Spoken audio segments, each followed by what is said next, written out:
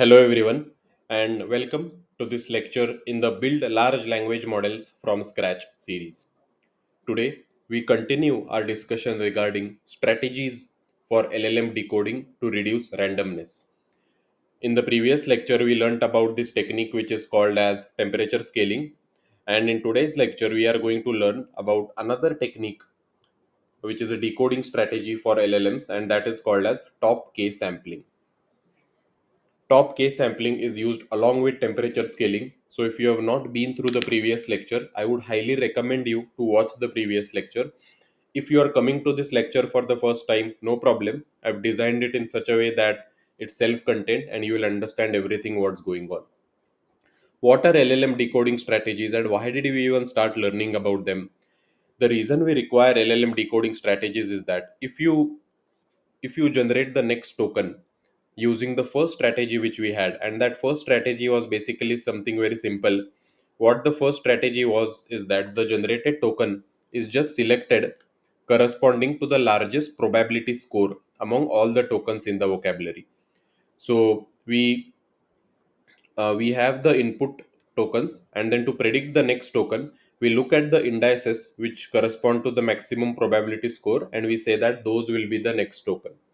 This leads to a lot of issues because let's say if every effort moves is the input, and let's say using that naive decoding strategy we print out the next 25 tokens, you will see that the next 25 tokens look something like this. They are very random and it is difficult to get tokens which actually make sense. And the reason is because we are giving too much importance to that token which has the maximum probability. Wouldn't it make sense to, instead of choosing a token in a deterministic manner, wouldn't it make more sense to sample the token from a probability distribution?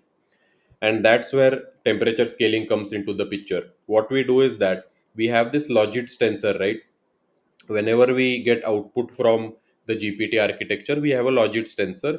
We apply softmax and convert it into a tensor of probabilities, right? And then instead of choosing the max index corresponding to the maximum value, what we now do is that we sample using the multinomial distribution. What the multinomial distribution does is that, let's say if you have this tensor of probabilities, instead of choosing the token with the maximum probability, we choose or we sample the next token in a probabilistic manner. And the way the multinomial distribution does it is that it samples the next token proportional to its probability score. So here we can see that among this probability tensor, 0.5721 is the maximum value. Uh, so in our naive strategy, the token corresponding to this will be the next token always in a very deterministic manner, right? But what happens in a multinomial distribution is that still this will be given the largest probability, but it will now be sampled from a probability distribution, which means that other tokens might also be selected as the next token compared to their probability values. So if you sample 1,000 times using this multinomial distribution, the token corresponding to the maximum probability will come, of course, more number of times, 582 times, but there are other tokens which also come into the picture now. That was not possible with the deterministic prediction. And this actually enables to have more creativity in the LLM output. It helps us to control randomness a bit by sampling from a probability distribution. Then we introduce the concept of temperature, where we just divide the logits with this value called as temperature, and then we take the softmax. The temperature has the effect that if the temperature is actually increased, then all the tokens have kind of uniform probability of being the next token. Whereas if the temperature is very low, then that means that we have a sharper distribution where only one token will be selectively favored. So when we divide the logits by the temperature, here you can see an animation which shows that as the temperature goes from low to high, the different tokens have different probabilities of being sampled. The distribution changes from being a sharper distribution at lower temperature to a uniform distribution. So this was the case with introducing temperature. But there was an issue which we saw. Even when we introduce temperature, let's say if the temperature value is equal to 5, then you can see that when every effort moves is the when every effort moves you is the input, then there is also the probability of tokens such as pizza being the next token. So if the temperature value is equal to 5, there is about a 4% chance that the next token will be pizza. So that is not very good, right?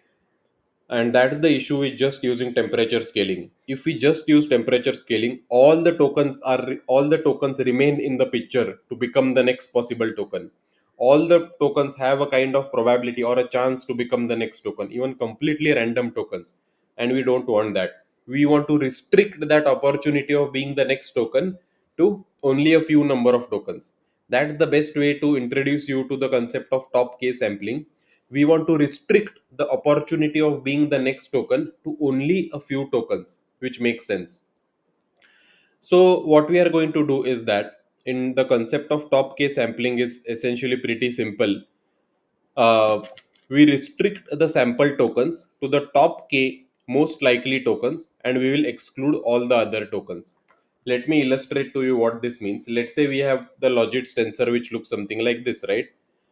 Now, before applying softmax, what we are going to do is that we are only going to look at the top k logits. And if k is equal to 3, we will only look at the top 3 logits, which is this 4.51, 6.75, and 6.28.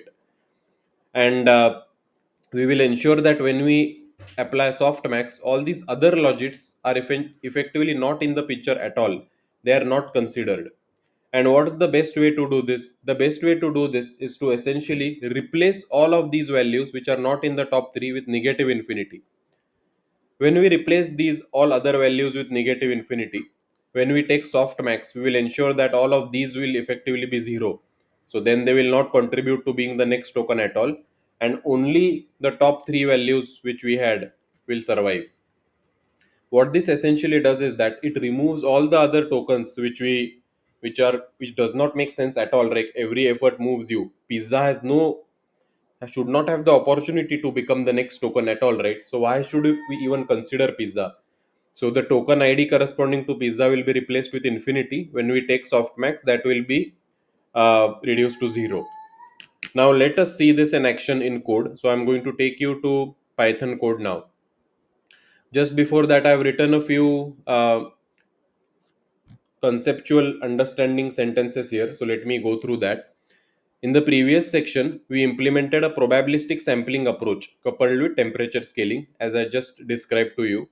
And we saw that higher temperature values result in more uniformly distributed next token probabilities, which result in more diverse outputs. Okay. This method allows for exploring less likely but potentially more interesting and creative paths.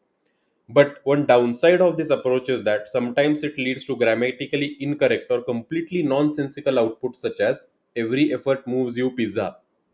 Does not make any sense at all. In this section, we introduce another concept which is called as top k sampling. And later we'll see how to combine it with probabilistic sampling and temperature scaling. For now, let me just introduce to you the concept through a simple demonstration. So let's say we have this next token logits, which is a tensor that looks something like this. Uh, yeah, so this is the next token logits. It looks like this, and let me again bring it over here. So the next token logits tensor looks something like this. And as I mentioned, the first step to do in the top case sampling is to select how many tokens you want as the top. So here I'm selecting the top k tokens to be equal to, I want 3 tokens, right? Then what you do is that PyTorch has this function called torch.topk. What it does is that, let's say, if you give it a tensor, it will look at this tensor and it will return two things. It will return the top 3 values which have the maximum value, and it will return the indices corresponding to them. So you apply this function torch.topk to this next token logits tensor, and then the top logits are returned, and the position at which this top logits occur is also returned. So you'll see that the top logits are 6.75, which is this, 6.28, which is this, and 4.51, which is this, and they occur in position numbers 3, 7, and 0. Awesome. So here you will see that this is the torch.topk implementation in PyTorch. I'll be sharing the link to this when I in the YouTube information section. Okay, now what we are going to do next is that We have identified the top logits and we have identified the positions. As I mentioned, now we are going to replace all the other values which don't belong in top 3 with negative infinity. So the way to do this is that we use the torch.where function, and then the condition which we are using is that all those logits which are less than 4.51, they will be replaced with minus infinity. And then we print the new logits tensor, and you will see that except for the top 3 values 4.51, 6.75 and 6.28, all the others have been replaced with negative infinity. And then you do the softmax, and then you will see that all the other values don't have any probability score associated with them, and only the top 3 tokens with the maximum probabilities have survived, and they add up to 1. This is how we make sure that only the top tokens have an opportunity to be the next token. And here is where the temperature and the multinomial distribution, which we discussed in the previous lecture, comes into the picture. What we are going to do is that before we apply softmax, let's say we have this infinity mask, what we are going to do here is that at this moment we are going to take the logits and we are going to divide it by temperature, like what we did earlier. And then what we are going to do is that then we are going to sample from the multinomial distribution. Exactly what we had learnt in the previous lecture, sample from multinomial. So what this will do is that it will make sure that, let's say, only these tokens have survived, right? 4.51, 6.75, 6.28. We'll divide by temperature. For sure, we'll divide by temperature, and then we'll apply the softmax. So let's say the probability distribution is now something like this.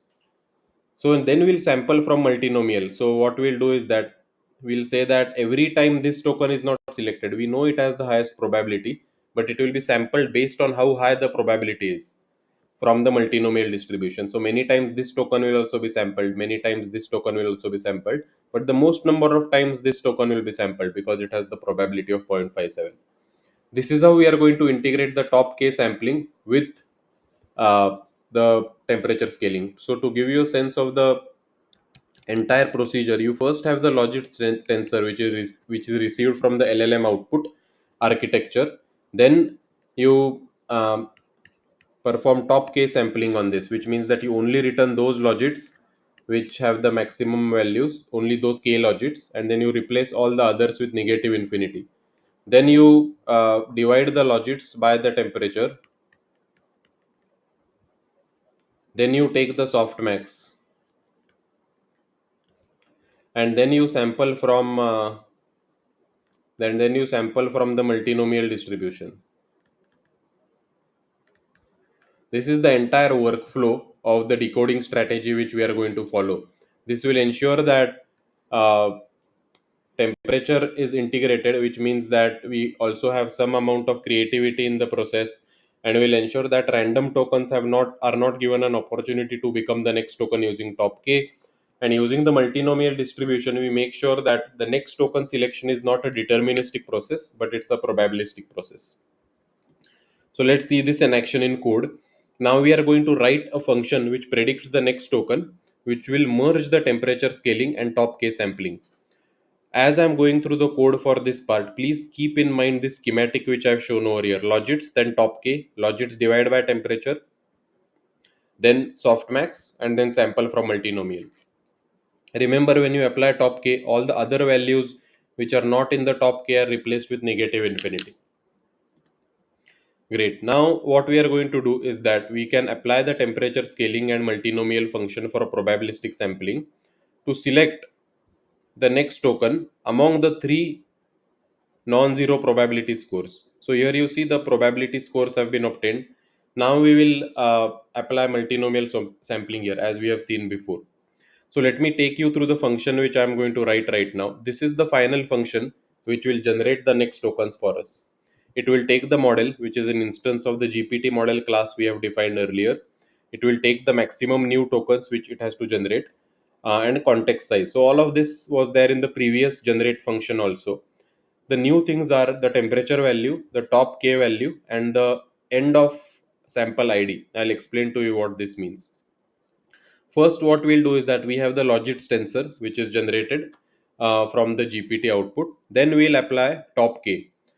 So if the top k, let's say, is set to 3, we'll look at the logits tensor and only retain those values where the logits where the only retain the top k values in the logits tensor, and we'll replace all the other values with negative infinity. That's what is being done in this part of the code. Then, as I mentioned, so after top k is applied, then we'll scale with temperature. So in the next step, what we are going to do is that if temperature is greater than 0, we are going to scale the logits with temperature. Then we are going to take the soft max, and then we are going to do the next token ID using the multinomial probability distribution. So exactly these three steps: you scale with the temperature, you take the soft max, and then you sample from multinomial. This is how you select the next token ID and what you predict the next token ID to be. Now, if temperature is not specified, so if the user does not specify the temperature, we will just do the sampling as before. We'll just get the token with the maximum probability, and we'll say that we'll get the token ID with the maximum probability, and we'll say that this corresponds to the next token in my sequence. But mostly when GPT architectures are developed and built, the temperature value is specified. I'll come to that in a moment. There is one more loop here, which is basically if end of sequence token. So this EOS is actually end of sequence. If end of sequence token is encountered, then we can stop early. However, if end of sequence ID is not specified, then we can just keep on generating the next token. And then what we do is that we append the new generated token ID to the current ID until we reach this maximum number of new tokens which are to be generated.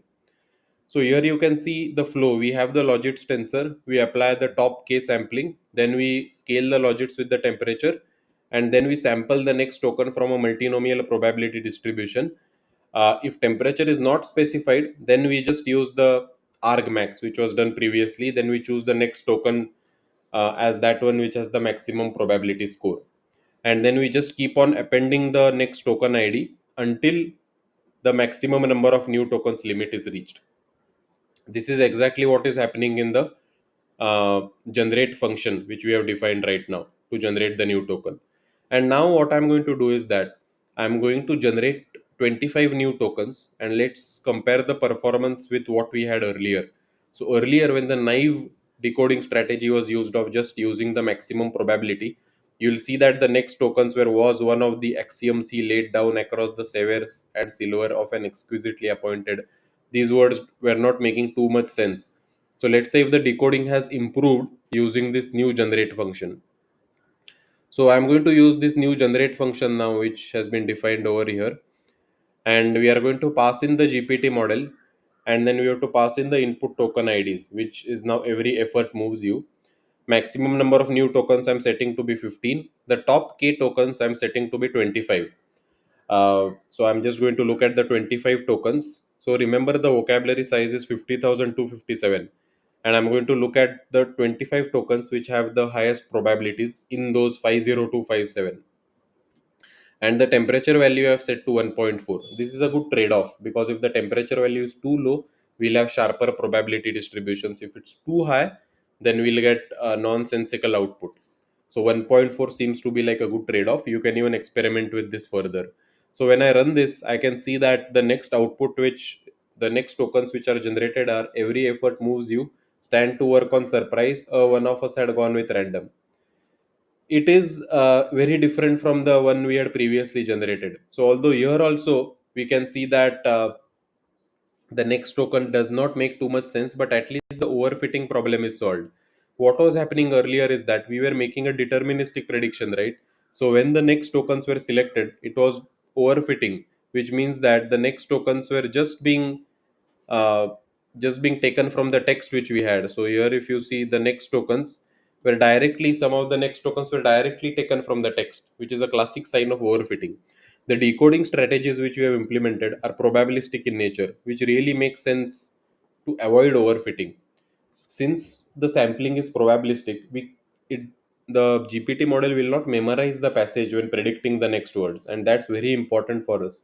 you will have noticed that when you interact with chat gpt, it always gives you new output, right? Doesn't really memorize what you have written. And that is because of this decoding strategies such as top k sampling and temperature scaling. They really help to avoid overfitting, and that's one of the main purposes why we also learn about decoding strategies. So you'll see that these new words, moves, use, stand, to, work, on, surprise, were not present in the original text, and we can check that actually. So this is the original text, and let's control F to see whether these words are actually present in the original text. Moves you stand to work. So let me control F, moves you. It's not there, right? Let me search stand to work. It's not there, which means that the next tokens which have been generated are completely new. Now it is a true generative AI model, because it's not just memorizing what was there in the original text, it is actually generating new tokens. It is generating some new sentences.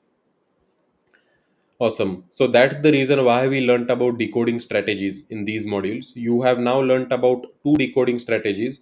First, you learnt about temperature scaling, and that was very important to help us intuitively get either sharper distributions or uniform distributions, and it also helps to prevent overfitting since we use multinomial probability distribution to sample. Then we use topk sampling because it addresses the issue in temperature scaling where random words also or random tokens have the opportunity of being the next token. In topk sampling, we restrict the sample tokens to the top k most likely tokens, and we prevent other tokens from even getting an opportunity to become the next token. And that improves the meaning in the generated next tokens. It prevents us from getting nonsensical or random output.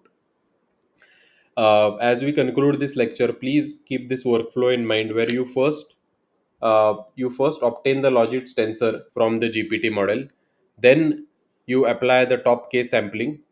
Then what you do is after top k sampling, those tokens which are not in the top k will be replaced with negative infinity. Then you do temperature scaling. So you divide the logits with the temperature value. Then you apply softmax, and then finally you sample from the multinomial to predict the next token.